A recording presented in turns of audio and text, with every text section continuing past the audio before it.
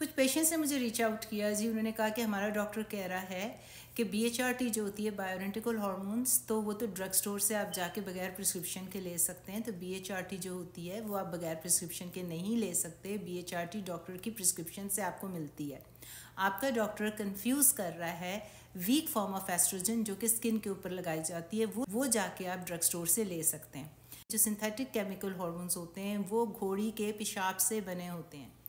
तो आप घोड़ी के पेशाब का जो केमिकल सिंथेटिक हार्मोन्स है जिसकी वजह से ब्रेस्ट कैंसर का रिस्क हाई हो रहा है, जिस्म में इन्फ्लेमेशन हो रही है, ब्लड क्लॉट्स का रिस्क हाई हो रहा है, आप उसको प्रेफर करेंगे या वो वाला हार्मोन जो कि प्लांट बेस्ड है, जो नेचुरल हार्मोन है, जो कि याम या सोए से बना हुआ है और ये वही मोलेकुलर स्ट्रक्चर है, यानी कि उसके मॉलिक्यूल का स्ट्रक्चर या साख्त वही है जो कि जवान लड़की की ओवरी बना रही होती है और उसका नाम होता है एस्ट्राडायोल।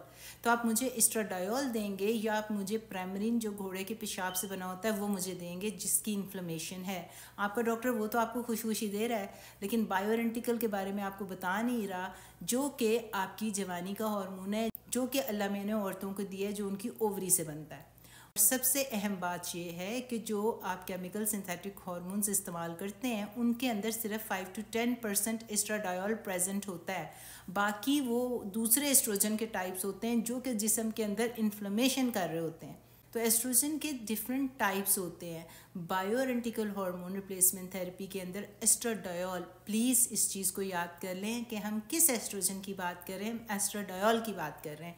वही BHRT होता है, वो कैंसर के रिस्क को हाई करने की बजाय ब्रेस्ट कैंसर के रिस्क को डिक्रीज़ करता है। उसके साथ आपके ब्लड क्लॉट्स के रिस्क को हाई ही नहीं करता। अब आपने खुद ये एडवोकेट करना है, आपके डॉक्टर की भी कोई गलती नहीं है क्योंकि मेडिकल कॉलेजेस के अंदर ये करिकुलम में लिखा ही नहीं, सिखाया ही नहीं गया, मेनोपॉज की टीचिंग नहीं दी गई। ये चीज़ें अब लेटेस्ट रिसर्च और साइंटिफिक डेटा के साथ यूरोप, ऑस्ट्रेलिया, UK, अमेरिका के अंदर हर जगह इसके बारे में कॉन्फ्रेंसेस हो रही हैं, साइंटिफिक डेटा आ रहा है।